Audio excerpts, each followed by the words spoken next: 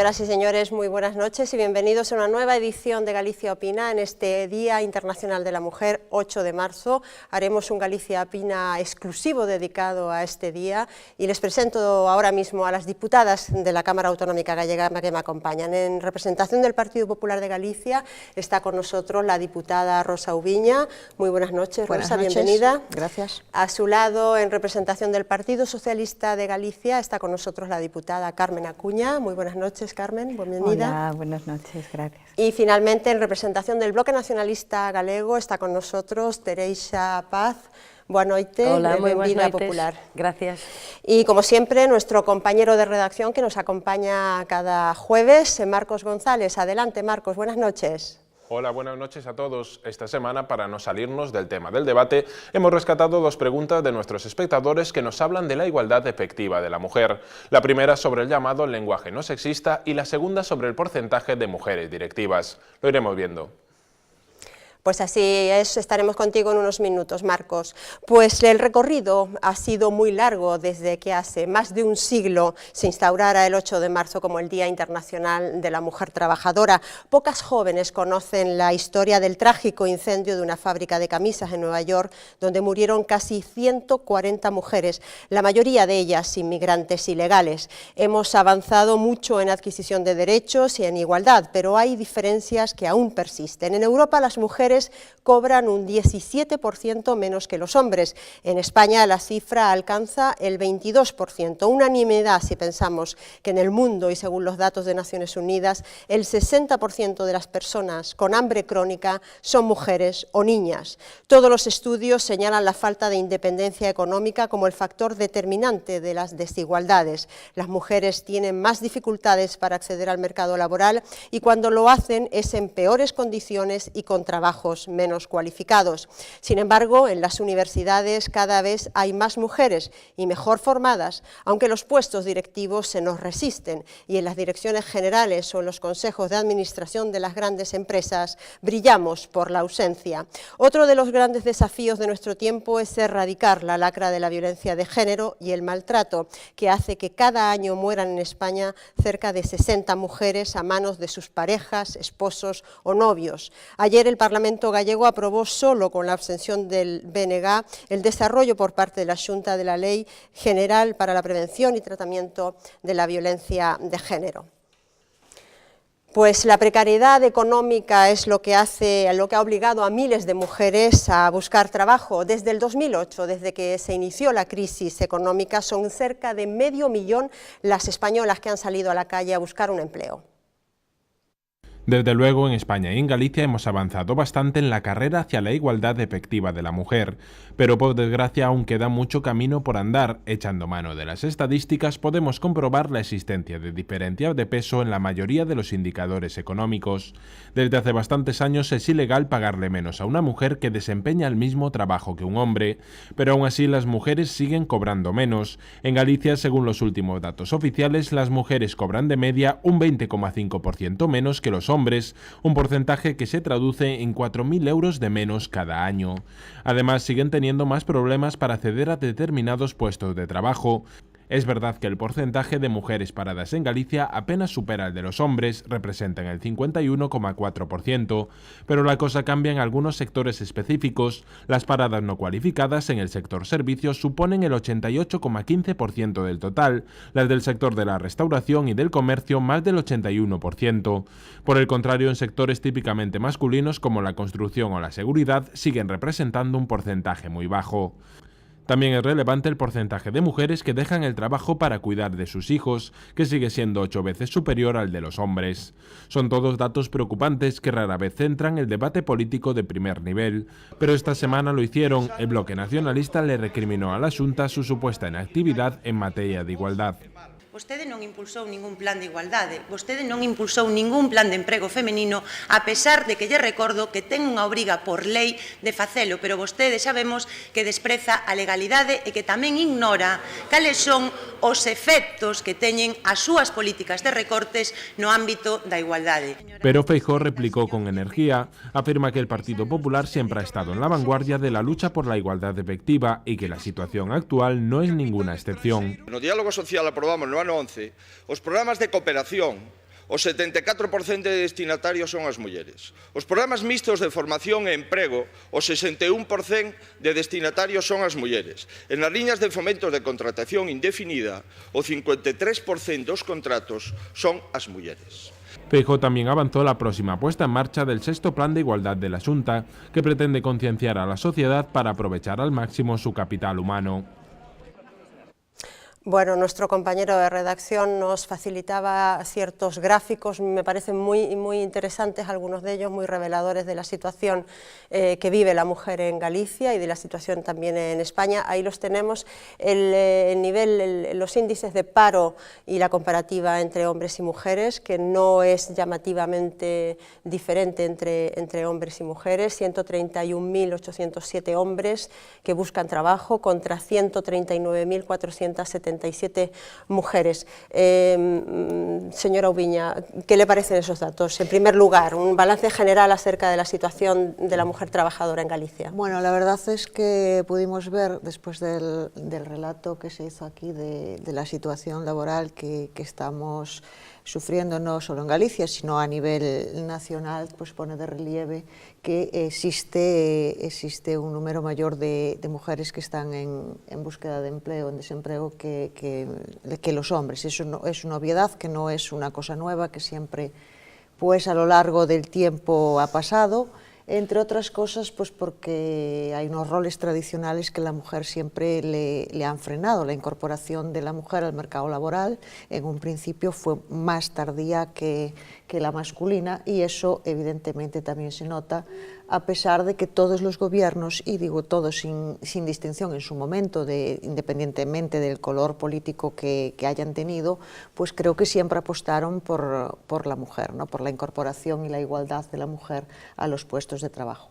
Decir que es cierto que la mujer avanzó mucho en este sentido, es decir, que la mujer copa la mayoría de las universitarias son mujeres, está haciendo grandes avances en relación a lo que es el desempeño de profesiones cada día más cualificadas, pero todavía existe un camino importante que recorrer, y en eso estamos, en las apuestas por las políticas para la mujer, que creo que este gobierno, a pesar de lo que vimos ahí en el vídeo que hemos podido observar ahora, y que la representante, en este caso la portavoz del Bloque Nacionalista Galego, hacía referencia a que no se habían puesto planes en ese sentido, pues no es cierto, y de prueba está la contestación también que le dio el presidente. Es decir, que se hayan puesto planes, que se lograron que muchas mujeres se beneficiaran de esos planes que han puesto la Xunta, es evidente, y la incorporación de la mujer también, porque de hecho en Galicia tenemos un porcentaje inferior a, digamos, de paro de mujeres respecto a la media española. Sí, hay un dato que es interesantísimo sobre lo que estaba usted diciendo. En los últimos 20 años se han incorporado al mercado laboral 150.000 mujeres, ¿no? Es decir, casi lo mismo de las que están buscando ahora trabajo, ¿no? Pero quiero decir que eso es importante que en tiempos de crisis, evidentemente, que es por lo que tenemos que luchar, la mujer pues sufre en primera medida esa situación. A veces sí... Bueno, tiene algo de positivo, es que por lo menos la crisis obliga a la mujer a salir a trabajar, cosa que no es un mal dato, ¿no? ¿Le parece, Carmen? Bueno, si queremos verlo desde el punto de vista positivo, ¿no? Es decir, algo bueno puede tener la crisis. Puede tener de positivo esta situación de la que estamos pasando. Si acaso, si le parece, vemos el segundo gráfico, que me parecía interesante porque era el gráfico por sectores. Y ahí es muy llamativo, muy llamativo, por ejemplo, las cifras que hay en relación al sector servicio, ¿no? No cualificados en servicios, 3.144 hombres, 33.380 mujeres, lo que decíamos al principio, un trabajo menos cualificado, ¿no? A pesar de que las mujeres hoy en día, con el acceso a la universidad, están mucho más cualificadas. Sí, efectivamente. Pero, bueno, yo la verdad es que estaba escoitando e a verdade é que eu estou moi preocupada. Estou moi preocupada por as condicións laborais da muller. Malas antes da crise, e me temo que moito peor durante e probablemente despois de que pase a crise. Eu celebro tamén a enerxía esa da resposta do señor presidente, pero gustaríame que esa enerxía a dedicara a traballar pola igualdade no emprego entre homes e mulleres. E digo isto porque, fijarvos, en Galicia hai 37.000 mulleres agora no paro. O paro en España medrou nas mulleres nun 29%, mentras que en Galicia medrou nun 44%. A min isto pareceme dramático, e iso que os números, como todos e todas sabemos, se prestan, bueno, a diferentes interpretacións. É dicir, estamos falando de moito paro feminino, cando, ademais, a taxa de emprego feminino é menor, é dicir, traballando menos mulleres, hai máis paradas, non? Se han xenerado moitas máis paradas. Ademais, as que traballan cobran menos salarios que os homes. Ademais, as que traballan en niveles con menos niveles máis baixos, non? Niveis profesionais máis baixos. Lideramos, eso sí, lideramos a temporalidade, é dicir, nos traballos temporais, e aí ganamos as mulleres. E, desgraciadamente, tamén lideramos unha cifra que eu creo que está detrás de todo este problema laboral ou influye moito, que o 96% do traballo doméstico o seguimos facendo as mulleres. E deixo isto aquí para... Vale. Tereixa, por favor. Efectivamente, é realmente preocupante, polo menos a nós preocupanos moito, como a crise económica acaba tendo unha especial repercusión para as mulleres en distintos ámbitos, non só no ámbito laboral, sino os recortes que se están aplicando fundamentalmente nas políticas sociais, nas políticas de conciliación da vida familiar e laboral, acaban repercutindo dunha forma máis negativa nas mulleres. E, por exemplo, pois na última reforma laboral que se acaba de aprobar, tamén ten un importante sesgo de xénero e acaba incluso cercenando dereitos que estaban consagrados na Lei de Conciliación de Vida Laboral e Familiar, que, como digo, afectan fundamentalmente ás mulleres. Pero tamén hai outro aspecto que ten que ver efectivamente con unha cuestión que apuntaba vostede anteriormente, e é que se incrementou dunha forma moi sustantiva a cantidade de mulleres que están buscando emprego. E iso pode ter o seu de positivo, efectivamente, pero ten unha lectura moi negativa, e é por que son as mulleres as que salen a buscar emprego en momentos de crise cando os homes perden o posto de traballo? Porque é máis fácil en tempos de crise e máis cos recortes que se están introducindo nos dereitos laborais encontrar traballos precarios, traballos pouco cualificados, aínda que a persona teña cualificación dabondo, traballos a tempo parcial, en definitiva, traballos en moitas peores condicións e peor remunerados. Por eso, efectivamente, nos últimos anos, a pesar de que se incrementou máis a taxa de actividade das mulleres, en comparación cos homes, a taxa de ocupación disminuiu menos, a pesar de que tamén disminuiu. E isto ten consecuencias, por exemplo, no tema das pensións, que xa cando se aprobou a última reforma das pensións xa se alertaba que, por exemplo, no ano 2011, iba o 78% dos homes que se ian xubilar ian ter 38,5 anos cotizados e só o 24% das mulleres ian ter eses anos cotizados, polo tanto, só o 24% das mulleres ian ter dereito á pensión máxima. Sí, nos vamos a encontrar en el desde logo futuro con vaise ese problema, agravando ¿no? cada vez máis. Hacía mención usted al trabajo infravalorado o infracualificado. Hay un spot muy interesante que me gustaría que viésemos todos, realizado por la Comisión Europea en una campaña contra la brecha salarial, contra las diferencias salariales entre hombres y mujeres. Lo vemos, es un minuto.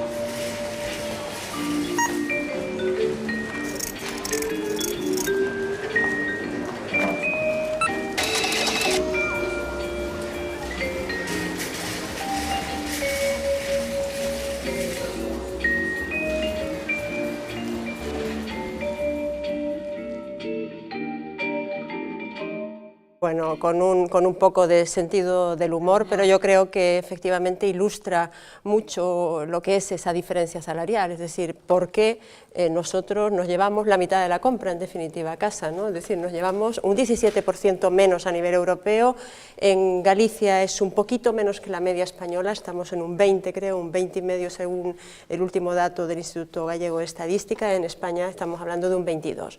No es a igual trabajo, evidentemente que eso sería una ilegalidad, ¿no? Es que ha habido en los medios de comunicación cierta confusión, ¿no?, con respecto al tema de la brecha salarial, ¿no? También es a igual trabajo a veces.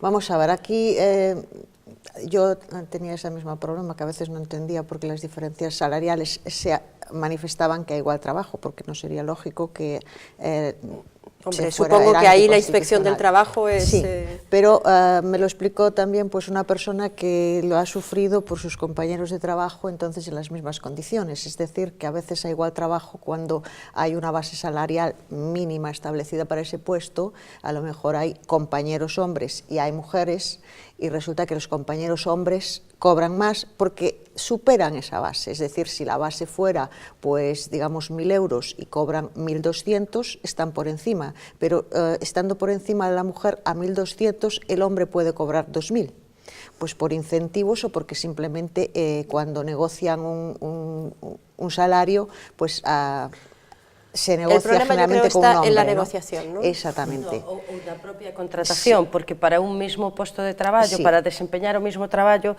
pois é posible que, por exemplo, no sector licenciado servicios... e a lo mejor tamén... No, ou unha persona, sí, para facer o mesmo traballo, pois de camarero, por exemplo, vamos poñer a o contrato sea de auxiliar de camarero e outra de pinche, non? Na práctica van realizar exactamente o mesmo traballo, pero digamos que a inspección laboral non pode actuar porque formalmente... En los supermercados a maioría son mulleres as caixeiras, sí, en cambio mellor hai repoñedores que prácticamente pues, o traballo non tendría por que ser salarialmente diferente, e o mellor cobra máis o ser repoñedor e cobra menos a caixeira, que no volumen casi sempre son mulleres, non? Entonces, eu estuve lendo un pouquiño sobre este tema e a verdade que é algo que non só afecta a España, é dicir, que eso non nos ten que tranquilizar, afecta a moitísimos países, incluso os que consideramos nos pues, máis avanzados, digamos, en igualdad, como poden ser os nórdicos, ao mellor en un porcentaxe menor. E ao contrario, había estudios que decían que se daba que en algúns países máis avanzados a diferencia salarial era superior á brecha salarial en estratos máis altos de un emprego, en cambio aquí que se daba pues, no estrato máis baixo, non os traballos menos cualificados. Bueno, ti falabas de que en Galicia non había tanta diferencia, ademais en Galicia hai unha lei de igualdade no traballo, unha lei que se fixo na legislatura anterior, que eu espero que o goberno actual se anime a levar á práctica, porque mirade, Eu creo que está levando a práctica, o feito de que pero se cobra menos, non se cobra diferente. Se cobra menos, nese pero sentido. vamos a eso, no Estado Central se dixo Mira, que nunha muller cobraría €1 menos que un home, se me permites, non se levou a cabo nada. quería seguir Sí, sí. a camiña idea. Vamos a ver, o problema xa non é que no momento en que traballes cobres diferente, que é gravísimo, non ten ningunha razón de ser.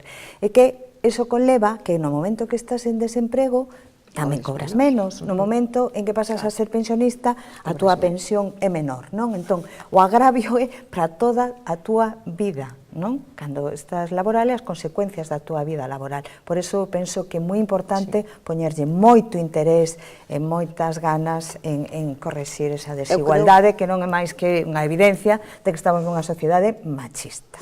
Pero eu creo que... No que se sigue considerando que o salario das mulleres é secundario a respecto do salario dos homes, non? Sí. E eu creo que moitas veces acabamos lamentando este tipo de situacións, pero non acabamos responsabilizando a ninguén de velar para que eso non sexa así. E, efectivamente, eu creo que se desenvolvesen todos os preceptos contidos na lei de traballo en igualdade en Galiza, na que había medidas concretas para evitar a subrepresentación de mulleres en ámbitos laborais nos que os salarios son superiores, evitar a sobrerepresentación naqueles como fundamentalmente nos servicios nos que son inferiores e, sobre todo, digamos, facer actuacións para evitar que nas empresas na práctica se fagan traballos diferentes, perdón, traballos iguais con categorías profesionais diferentes e iso sí que se pode facer por parte da administración e desgraciadamente non se está facendo. Eu quería facer un apunte, ti o sabes, non? Que a primeira vez que se están revisando os convenios colectivos en Galicia en este sentido, pois é durante esta legislatura. Decir tamén que se puxo en marcha o que é o catálogo de empresas que están obligadas a desenvolver un plan de igualdade.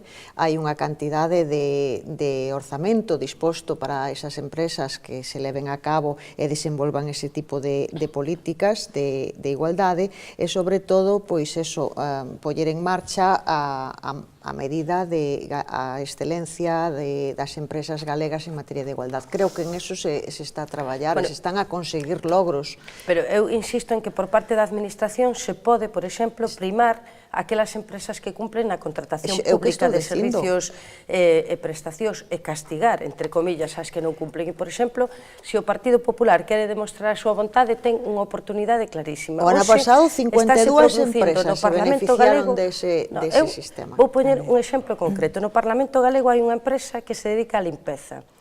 As que limpan son mulleres, todas. Os cristaleiros son homes, todos. A empresa dice que se xubila un traballador, as que teñen contrato a tempo parcial teñen dereito a parte dese contrato en lugar de contratar unha persona nova para completar xornada. Xubílase un cristaleiro. Unha das limpadoras pide parte da xornada dese cristaleiro para completar a súa xornada e ter traballo completo. E dicenlle que non, porque ele é limpiadora e non é cristaleiro. Pois o Parlamento ten aí a oportunidade de presionar a empresa para que cumpla efectivamente a lei en igualdade. Mira, perdóname un momentito, hoxe tamén hai un xornal, nos xornales se recolle un exemplo que a mí me parece tamén moi determinante, pois unha sentencia que sanciona a Administración, concretamente a Xunta de Galicia, polo despido, a Consellería de Economía, polo despido dunha traballadora cando estaba de baixa maternal. Se a Administración fai estas cousas, mirade todo o camiño que nos queda... Non vamos a ir a temas tan concretos, pero quero decir, o camiño que nos queda por andar. Mira, eu descoñezo ese tema, pero eu digo que cando a veces son chamativas, creo no que te dis, que xa lego hoxe nos medios de comunicación, a verdade que non tiven de lela, pero quere decir que cando se toma unha medida, unha empresa toma, non é porque de baixa maternal nunca foi a Xunta de Galicia, iso é impensable. Foi unha consellería, e dígoche unha cousa, razóns obxectivas de produtividade económicas, algo que nos podemos topar de agora en adiante con moitísima frecuencia gracias á reforma laboral. Ollo o dato, que as mulleres temos que conciliar, temos a nosa maternidade, anteponemos en moitas ocasións porque nos temos que escoller entre a vida laboral é a vida, o que ten que facer a administración é potenciar que a muller non teña que sacrificar unha parte do que é a súa vida profesional en base a escoller entre a maternidade. De feito, este goberno está seguramente que é o tema siguiente, medidas de conciliación. No, pero teníamos un gráfico interesante sobre la cantidad de mujeres que dejaban de trabajar para atender a sus hijos, y el índice no me parece que sea ese realmente el gráfico, es el siguiente, el de los números de mujeres que dejaban de trabajar, y exactamente ese es el gráfico. 14,56% dejan de trabajar para cuidar a sus hijos contra un 1,77% de los hombres. Ahí evidentemente las estadísticas son precisas y claras, hay que hacer algo, ¿no? Porque eso volvemos ao mismo, é dicir, a veces a muller está en uns postos que evidentemente os salarios son menores, é dicir, menos cualificados. Se pierde menos al dejar de trabajar, ¿no? Ese es un problema, entonces, ademais que dice, vamos, puestos a elegir quién deja, ¿no? Eu coñezo que xente deje el que menos gana. Que a veces sí, deixou de traballar pois a parella ou o marido, pois porque a muller gaña máis. Entonces, chegase a un consenso e del que en toda a miña existencia solo teño un caso de un...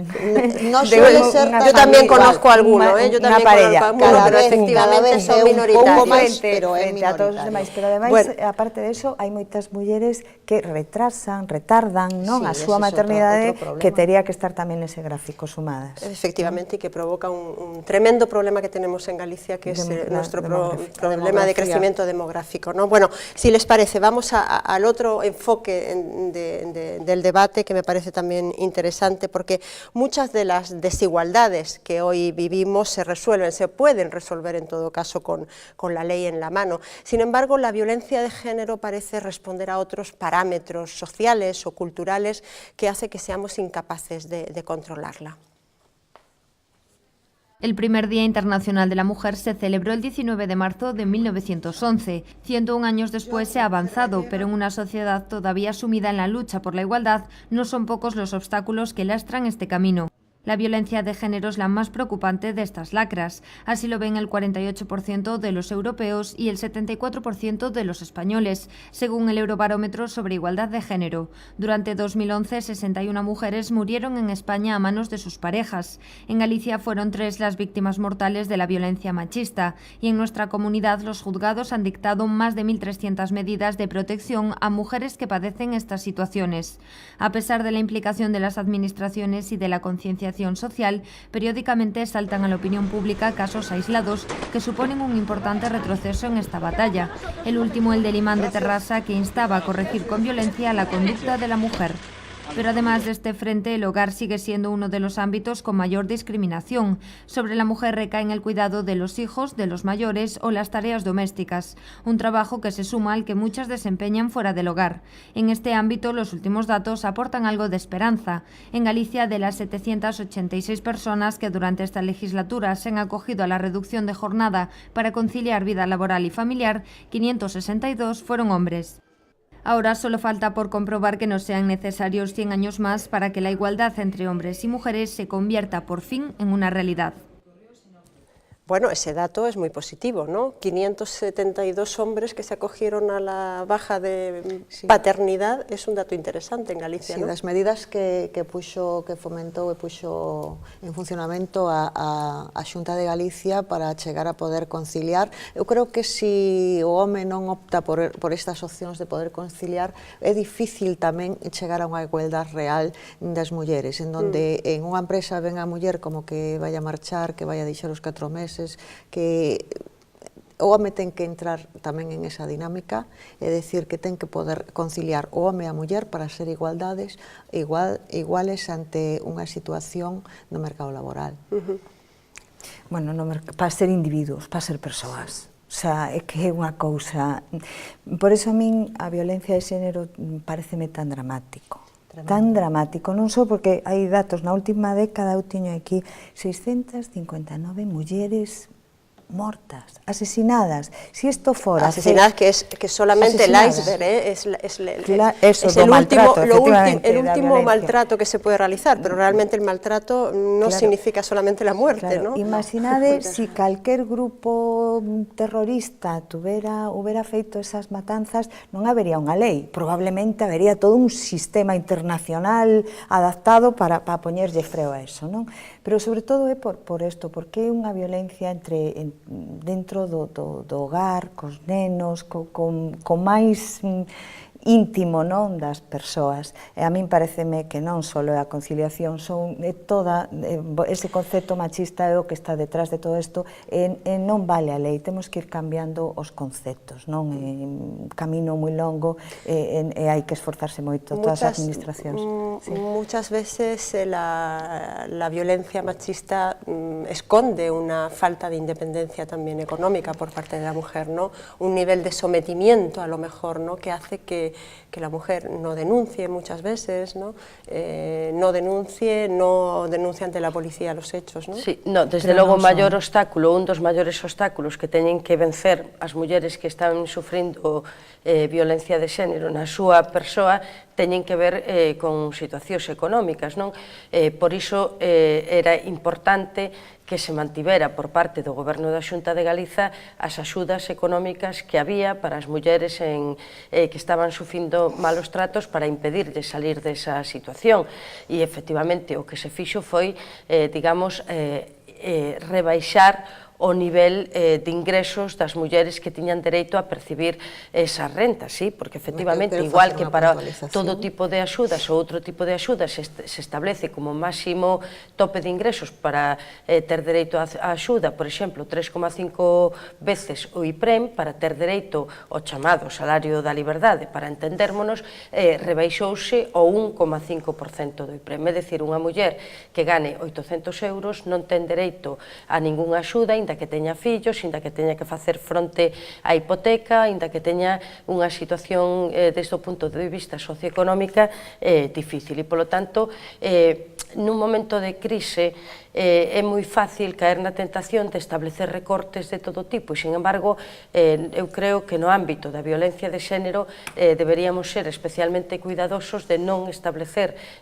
recortes, de manter os dispositivos todos a disposición das mulleres para poder salir dese tipo de situacións antes de que sexa demasiado tarde, con independencia de que efectivamente o que subxace detrás da violencia de xénero sexa unha profunda desigualdade tanto na concepción do papel social, do papel económico, en definitiva, da concepción na súa integridade das mulleres na sociedade, que iso hai no que ir cambiando, pero eu sí que creo que hai instrumentos legais e, sobre todo, dispositivos sociais que se poden poñer á disposición das mulleres para ir, digamos, cambiando a situación.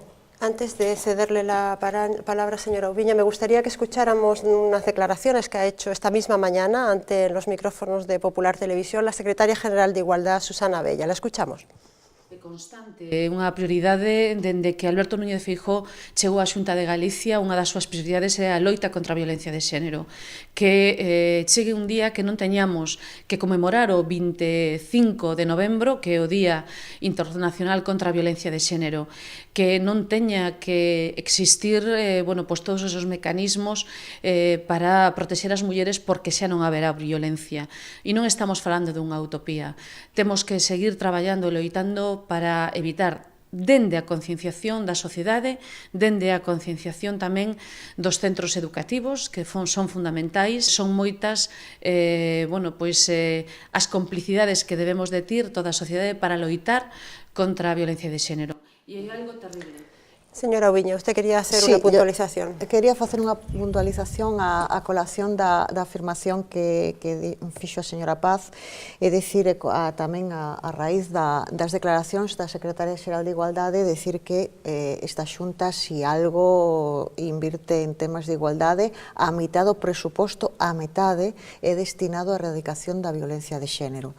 En canto falamos de que antes había chamaba vostede salario da liberdade, liberdade, vostede sabe que iso foi antes da lei do 2007, cando vostedes aprobaron a lei do 2006, se me deixa rematar, na lei do 2007 nin sequera fai referencia ao que é o salario da liberdade, senón que é o salario de pagamento único e pagamento periódico. Bueno, o de salario da liberdade era unha forma de chamarlle socialmente, pero vamos a ver, vostede sabe, pero na lei recollese con outra definición. Con outra definición é que existe, é que non se recortou. Sí, non, señora, primeiro, non, señora. Baixouse o umbral. Mire, se me deixa rematar, segundo, podo decir que 2 millones a incompatibilidade para aquelas mulleres que se recibiran euros, vamos a ver, algunha axuda do Estado. Que haya de pagamento periódico, eu entendo que non lles guste que Rosa, diga. Mira, eu creo que se resume, si me permites, o podemos resumir sencillísimamente. Mira, Rosa, logo... Déjela terminar y le doy la palabra inmediatamente. As de pagamento periódico, que pode ser un máximo de 12 mensualidades,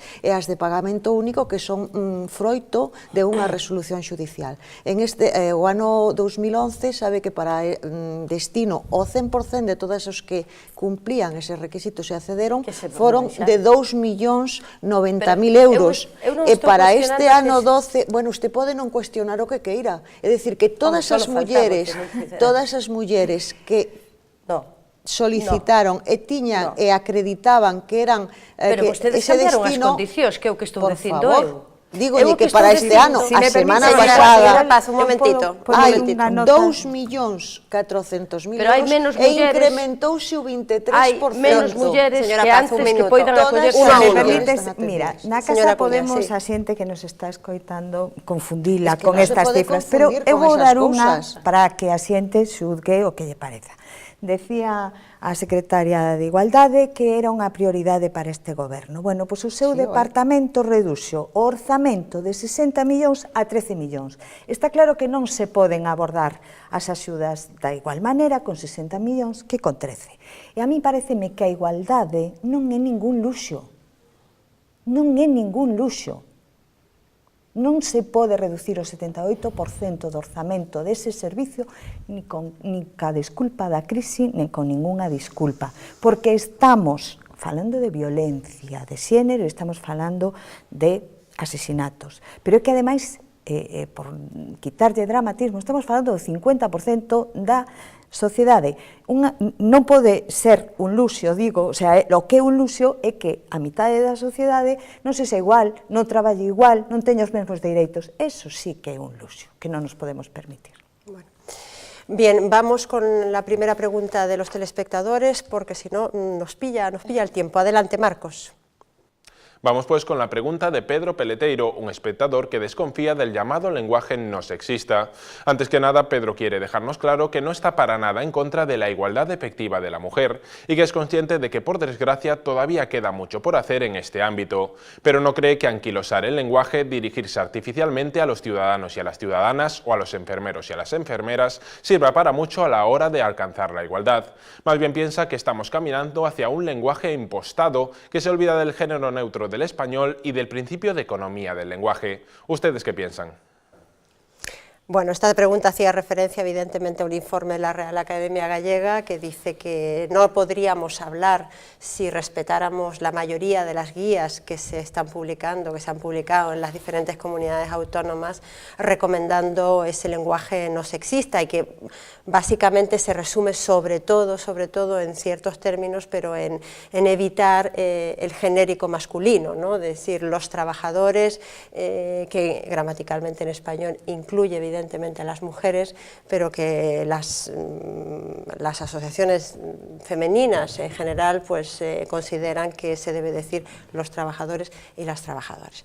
Ha habido mucha polémica, tengo entendido que en el propio Congreso de los Diputados toda la oposición, bueno, todos los grupos políticos han estado de acuerdo en no compartir la opinión de la Real Academia, de este profesor. En realidad es un informe en concreto de un profesor, de un miembro de la Academia de la Real Academia de la Lengua Española.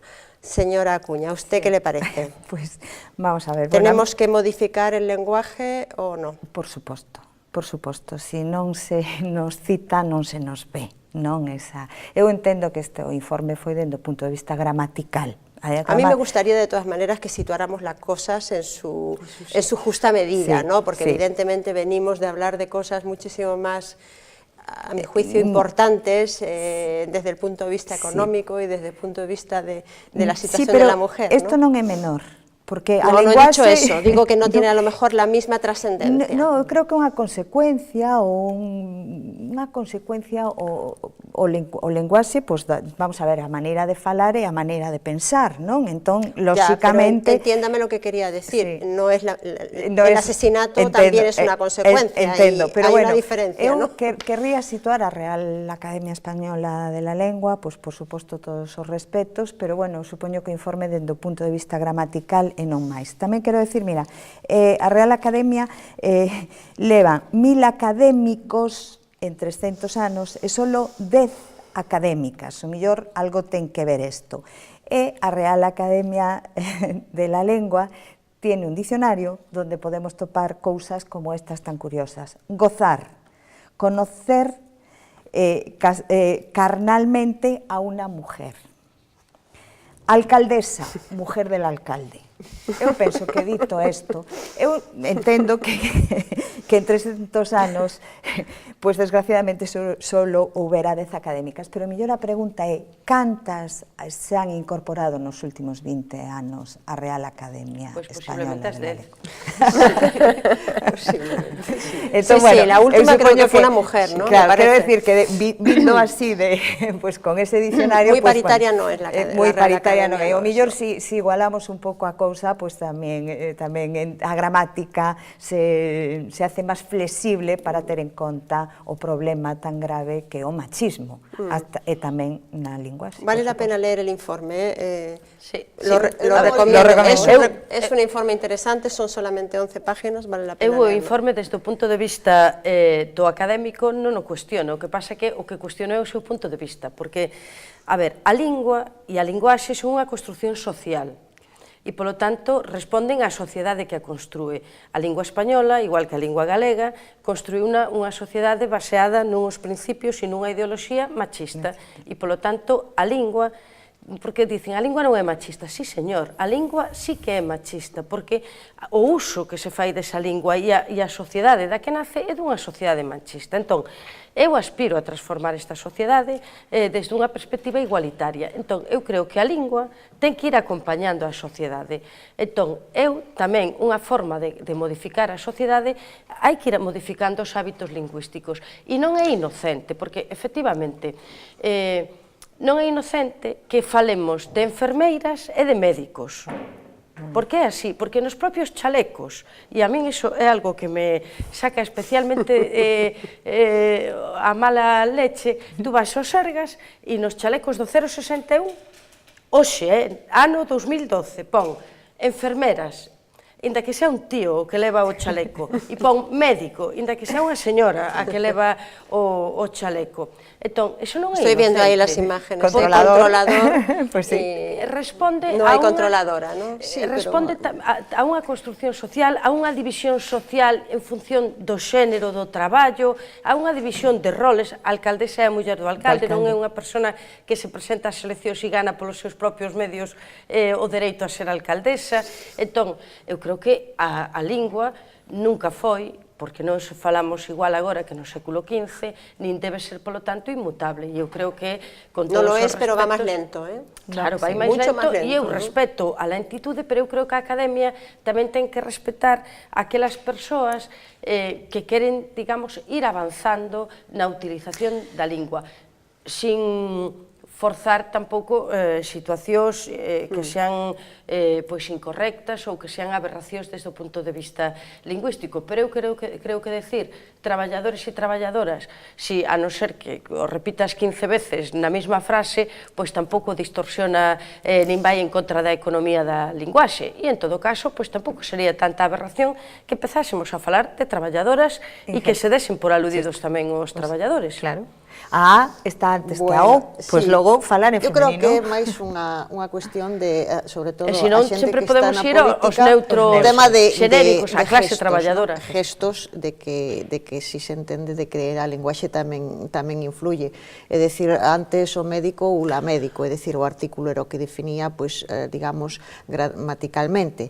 A veces se pode chegar a esperpentos, como xa se ten dado a ministra que saleuñe seguramente con ese afán de feminizar, en todo caso, esperpenta, miembros e miembras, ou habrá profesións que se dan, teñen un significado distinto. Eu digo, por exemplo, decir piloto, decir pilota.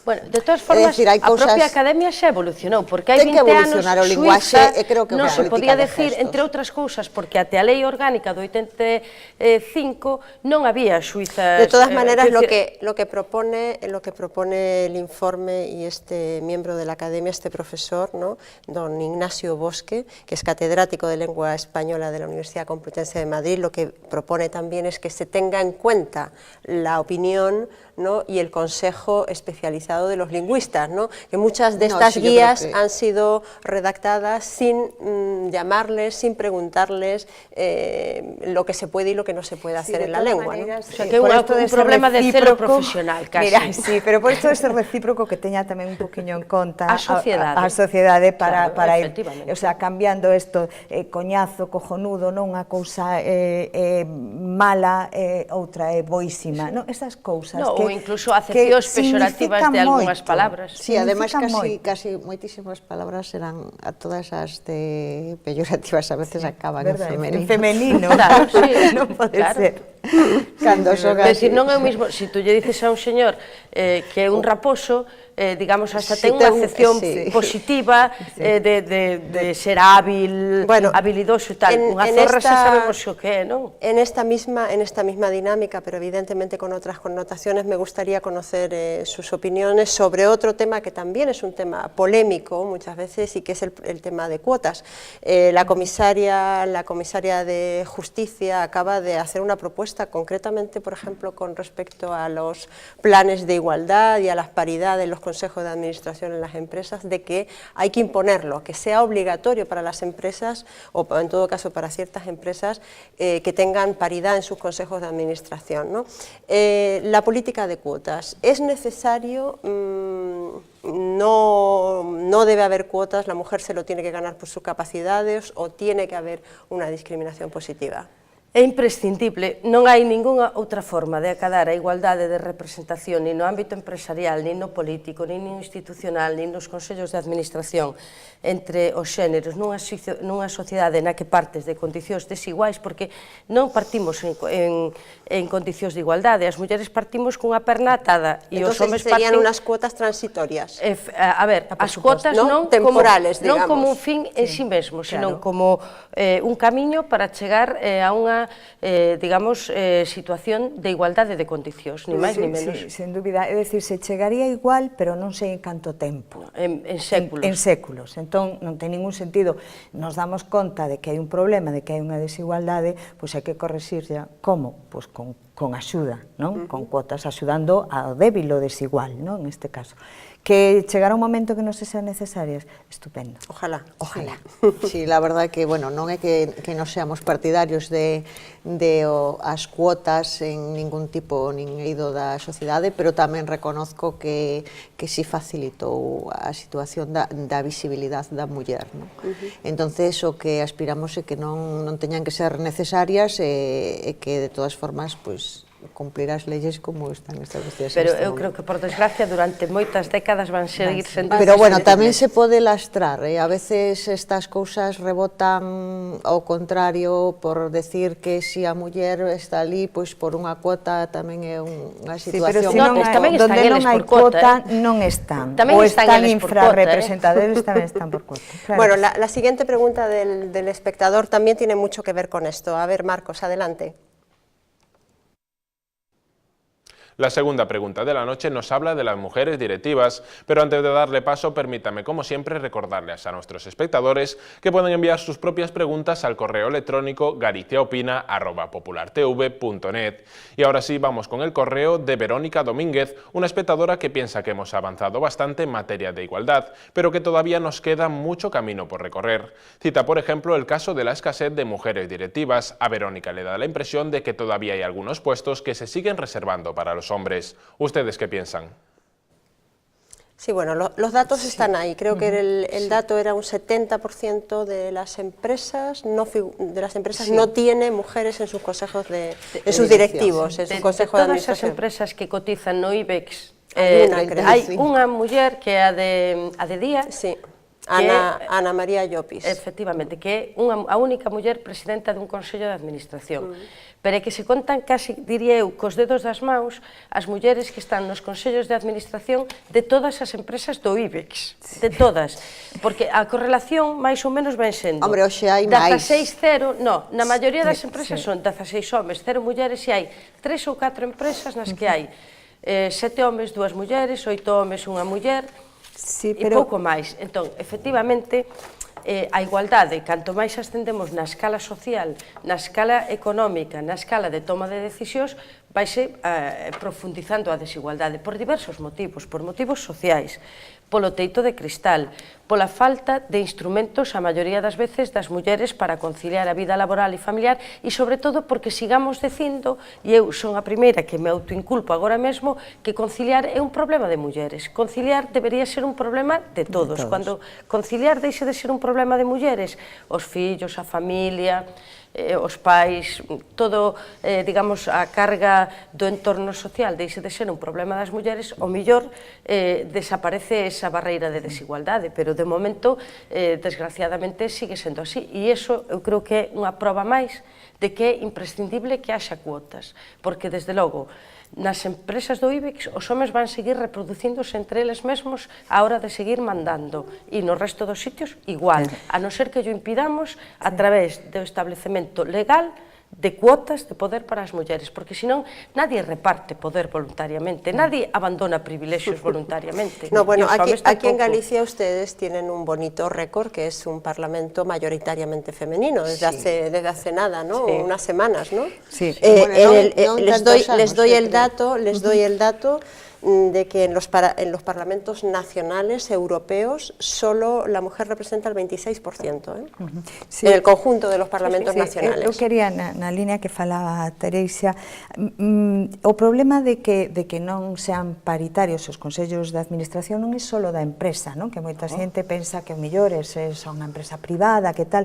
Eu teño uns datos, creo que só é 11,5% de mulleres, pero curiosamente dentro da administración pública, que se lle supón máis sensible, con unhas normas a seguir e un exemplo que dar, só é un 30%.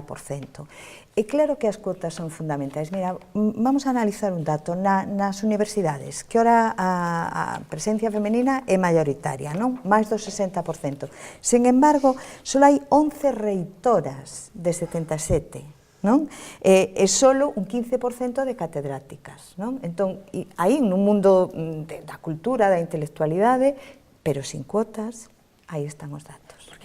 Porque tamén é un reparto desigual dos tempos e das cargas sociales. Efectivamente, evidentemente, temos que atender o 96% como atendemos da tarefa doméstica. Eu teño aquí que a cifra de, por exemplo, de directores e xerentes no ano 2010 foron do 27% eran mulleres e no ano 2011 pois é o 31%.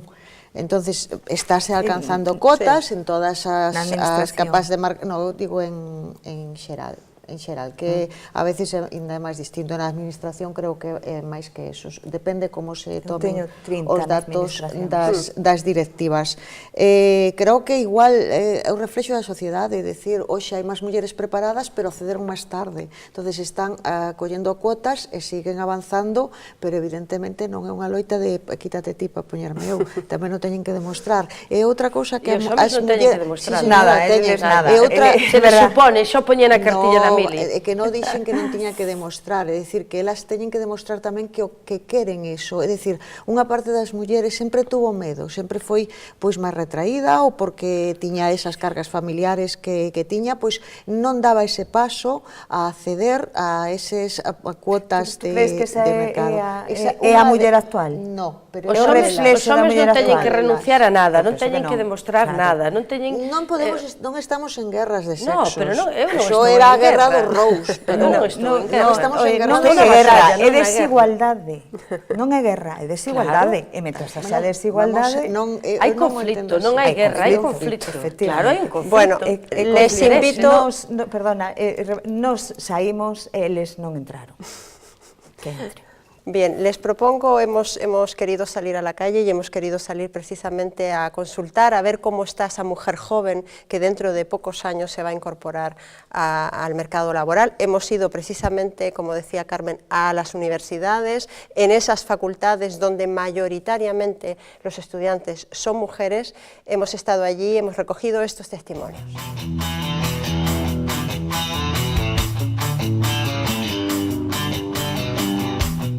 En las aulas universitarias, las mujeres representan la gran mayoría del alumnado, una superioridad numérica que se convierte en aplastante en las facultades de comunicación. Na nosa facultade actualmente hai un 65% de mulleres dentro das aulas. É verdade que hai unha pequena diferencia entre a titulación de comunicación audiovisual e a de xornalismo, pero rondan entre o 65 e o 70%. En el acceso al mercado laboral, ellas ya prevén sus primeros obstáculos. A pesar de que en los últimos años se han destruido muchas barreras, todavía nos quedan muchas cosas por hacer y hay que seguir luchando. Todavía lo tenemos un poco complicado. Es una debilidad en el mercado de España, yo creo que sí que es así. No debería ser así, pero sí que lo creo. Absolutamente todos los aspectos de trabajar son más complicados para la mujer todavía. Pero la verdadera barrera aparece al hablar de puestos de responsabilidad. Es entonces cuando poco queda de la superioridad numérica que se registraba en las aulas. Históricamente nós estamos formando a moitas máis mulleres que homes e como a nós prácticamente todas as facultades de España e o normal é que nas redaccións a maior número de redactoras, por exemplo, sean mulleres. Outra cosa son os cargos directivos onde aí as porcentaxes son claramente diferentes. Os homes ocupan dunha medida asombrosa os postos de responsabilidade nas redaccións ou nos distintos organismos das televisións, das radios ou de calquer medio en definitiva. Una realidad de la que también son conscientes las propias alumnas. Pero yo creo que quizás sea más difícil ascender, porque una vez, es decir, entrar por dos duros, entra mucha gente. Lo que pasa que después, cuando pides puestos altos, casualmente siempre son los hombres a los que se les da los puestos. Para curritos podemos entrar todos. Lo más complicado es llegar a los puestos de mando, que la realidad es que siguen siendo de los hombres. Así que también en este sector queda un largo camino por recorrer. Vernos aquí dentro de 20 anos, as 4 que estamos aquí, e eu faría aposta de que, a pesar de que hoxe na Facultade de Ciencias da Información o 75% son mulleres, dentro de 20 anos a maioría dos homes van seguir estando nos postos directivos dos medios de comunicación. Non sea tan pesimista. A non ser que establezamos por lei obrigas, a non ser que por lei se establezan determinadas obrigas tamén para o ámbito privado. Vai a superar esas obrigas legais que tiñen pos, vai a ser moi competitiva e vai a chegar a postos de pero sempre con un esforzo extra que non é xusto, porque claro que somos capaces de superar eso, hemos superado históricamente todo. Eu manteño a miña tese inicial, se non hai algún tipo de incentivo ou algún tipo de estímulo pola vía legal que de alguna forma condicione as empresas a que as mulleres teñen que ocupar postos de responsabilidade,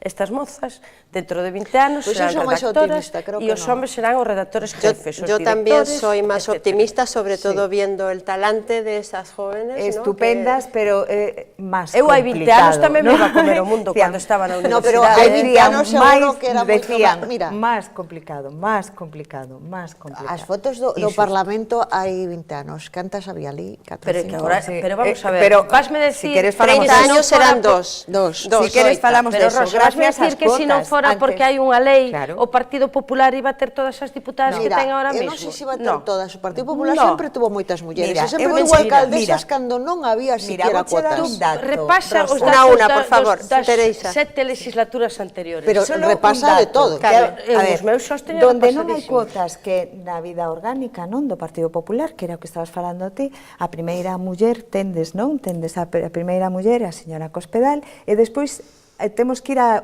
posto 22 para topar a seguinte. Ali non hai cuotas.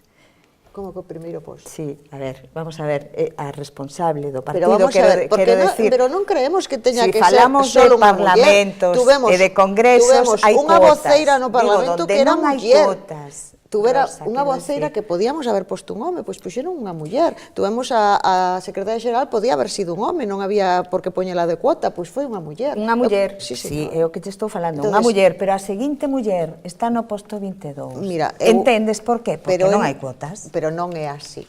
Non é así, Porque vale. podía estar os números Claro, vamos a distintos ver, e as sempre- 5 primeiros pois ser homes. Rosa, mira, vamos a ver. O Partido Popular non pode quedar ao marxe dunha corrente social. Entón, inda que só sexa para legitimarse ante máis da metade da cidadanía, non lle queda máis remedio que acabar facendo xestos como de ter unha secretaria xeral ou ter unha voceira no Parlamento, no Congreso dos Diputados na pasada legislatura. Pero non pasa deso, da cosmética. Igual que cando hai non sei cuántos anos houve a primeira muller, Pero eu podo ter unha a primeira opinión muller presidenta respecto dunha a- comunidade autónoma, podo pero ter é un unha opinión accidente. respecto a outra É un accidente, eso opción non é nada. política que ao mellor tamén me pode parecer pois Sí. pechada e arcaica. Non, Mira, Pero hai eu unha eres cousa, libre de faltei o decirlo. respeto ao Falabas, Partido Popular, sí. simplemente estou dicindo... Estás analizando desde unha parte estás No, sesgando. estou Mira, estou ti dicindo que é pura falabas- necesidade, Un momento, Teresa. que por Home, pura non me digas necesidade. que non tendrá capacidades, pois a señora Cospedal. Pero, no, que estás Ou a cuestionando señora as Sánchez capacidades Santa das María mulleres porque e están ali destino porque se puxe unha cuota. Señoras, No, señoras, Eu non dixen eso, creo que me entendiches fatal. se nos acaba el tiempo, siento terminar el debate de manera abrupta. No os convocaré dentro de 20 años, espero ya probablemente estar jubilada dentro de 20 años y estar cuidando a mis nietos, pero sí les convoco para dentro de muy poco, porque este es un tema que no deberíamos tratar solamente el 8 de marzo, ¿no? Que deberíamos estar permanentemente sobre ello. Sé que la Comisión de Igualdad en el Parlamento de Galicia debe reunirse pronto y se seguirán debatiendo medidas en favor, por supuesto, de la igualdad de género. Teresa Paz, muchísimas gracias por su presencia. Rosa Ubiña, muchísimas gracias. Carmen Acuña, encantada. Gracias, sempre un placer falar entre mulleres de mulleres. Muy bien, y a todos ustedes muchísimas gracias por su participación. Yo les espero, como siempre, el próximo martes a las 10:30. Hasta entonces, que pasen una feliz noche. Adiós.